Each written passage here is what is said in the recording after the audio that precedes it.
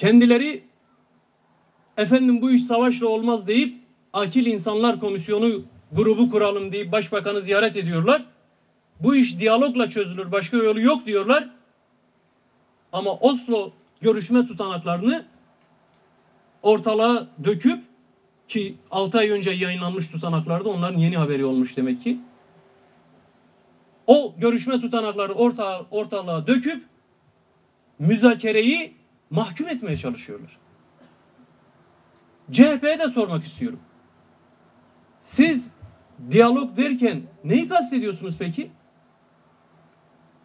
Bu iş silahla çözülmez diyen CHP'liler nasıl çözülür o zaman? Oslo'yu da mahkum ettiğinize göre, müzakereyi, diyaloğu da vatana ihanet gibi gösterdiğinize göre çıkın bir açıklayın, biz de anlayalım.